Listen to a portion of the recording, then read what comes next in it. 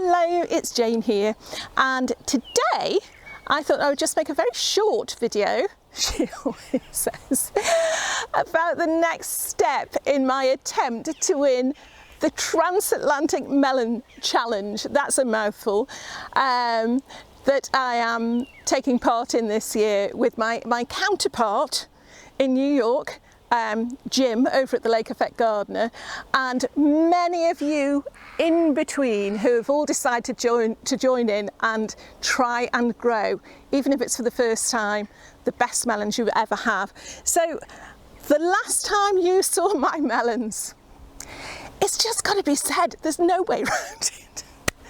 They were teeny tiny things.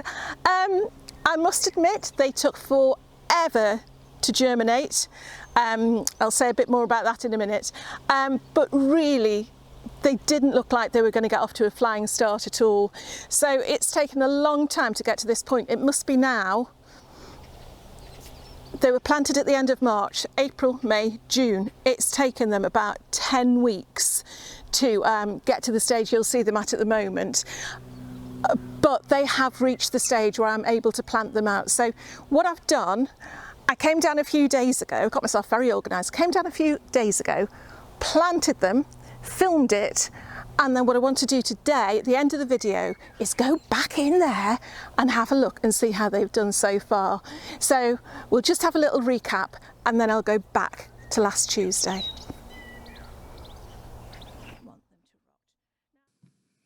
And so here we are, right back at the end of March, where my hopes were high and I was gleefully putting those seeds in the compost, hoping that they'd be up in no time.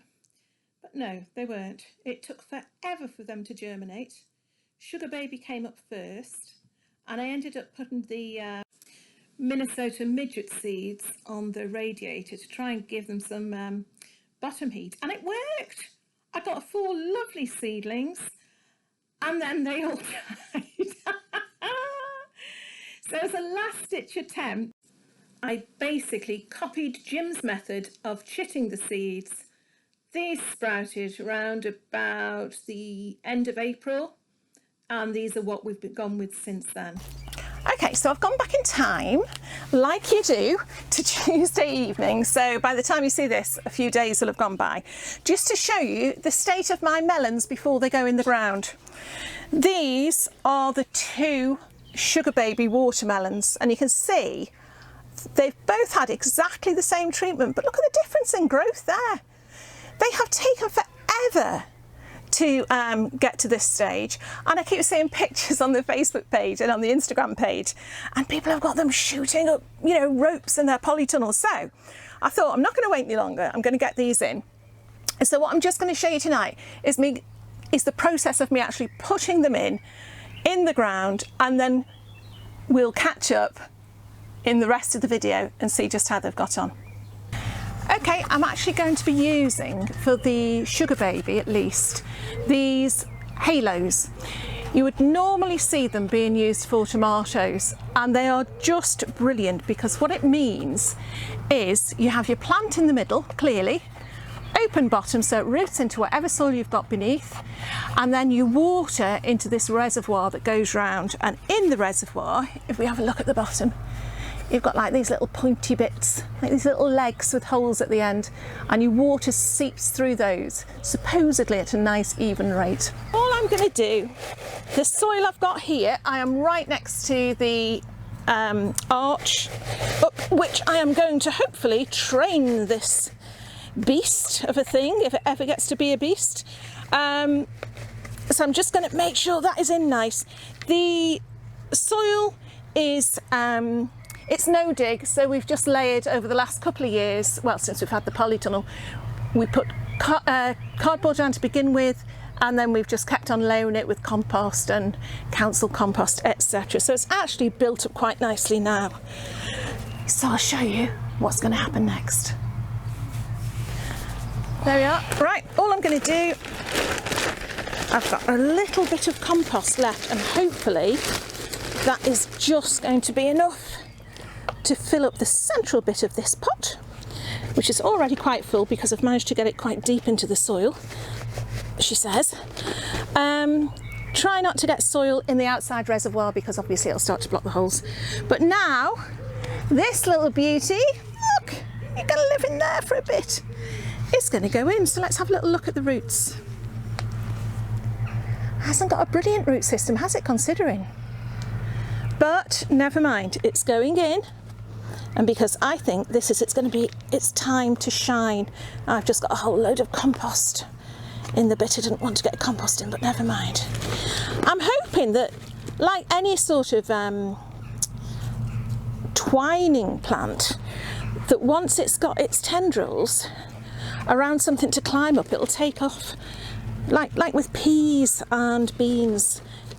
Once they're climbing up those poles, there's no stopping them, is there? And that's it, that's all you do. Well, there is another thing that you do, but I'll tell you that in a minute. But that is now, hopefully, going to be one happy little sugar baby watermelon. We'll come back to it in a few days and see how it's getting on. There is actually one more thing that you need to do before you can set it on its way. You can see on this one, there's the seed leaves there. You're always going to have the seed leaves. They're the things that pop out of your seed to begin with. And after that, we have what are called the true leaves that are going to see the plant through. So with your melon, the idea is, and I've only just read this up, so I'm hoping it's right. If I'm wrong, it's going to be too late by the time you see this. But this seems to make sense to me.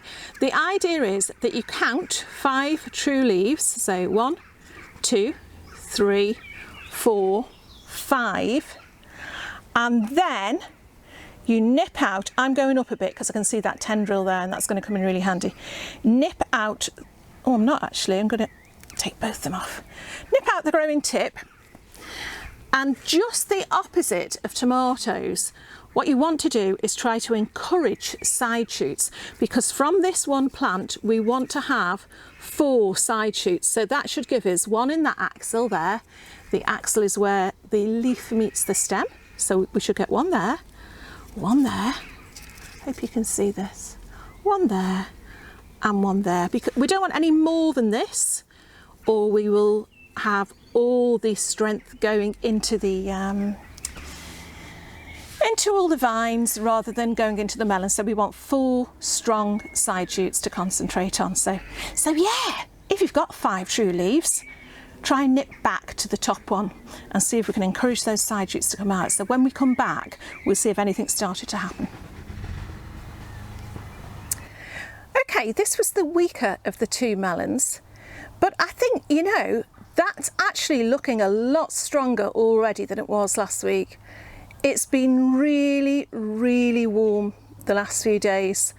It's had plenty of water and it's obviously enjoying its new spot. So I'm really pleased with that, but even more so, I am absolutely thrilled with this one. I mean, this was the stronger plant in the first place, but if you remember, I nipped out the growing tip to encourage side shoots, and if we look now, it is doing just that. So we've got a side shoot there. We've got, if we go down, can you see all these? Look, we've got 1 there, excuse my gardener's fingernails. We've got side shoots growing in all the leaf axils, which is just what we wanted, as we were saying, to create 4 strong vines to go up. So really pleased with that. And again, on this same note, I have now planted my loofahs, which were looking very, very poorly for quite a long time, in the same halos that I used for the melons, using the same principle, and they're going to hopefully grow around the wonky arch. So yeah, don't give up. Yeah, so, I mean, the main lesson I would hope that you take away from today is because we are sharing our progress over on the Facebook group and over on the Instagram page, you tend to get bombarded with a lot of people whose melons are doing really, really well. And indeed, well done to Yok, she's actually put a photograph of the first melon flower on the Jane's Allotment Facebook Facebook group today, so she's obviously doing something right. She's never grown them before.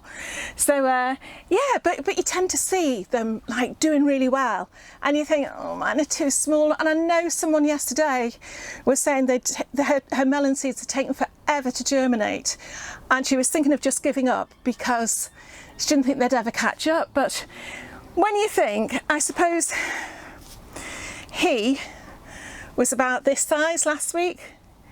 If you look, I mean, just the colour of the leaves is that much sturdier and happier now he's been planted in his final position. And these are ones that I nearly gave up on, and look at, you know, they're coming quite nice now. They've got true leaves at least. These were the Minnesota midgets that I had to sow twice. So the first lot I sowed at the same time as the sugar baby at the end of March. So the next lot, these are the ones that I chitted. I would recommend that so much now, and that's thanks to Jim. That's something I've learnt from him. If you're having trouble germinating any of your seeds, try chitting them, because within a couple of days they'd sprouted and we were able to pot them up. So yeah, so these have been so precious for the last 2 months or so. So they are going to go at the other end of the polytunnel ASAP. In other words, as soon as I've built another one of these wretched arches, and they're going to be planted again in the little halos. So hopefully someday in the not too distant future I might get a melon. Fingers crossed. So yeah, I'm leaving it there because I said it was just going to be a short update. I hope that I might have just been able to help you realise how easy it is to plant them out, really. Some of you, I'm sure, won't nip the tip out.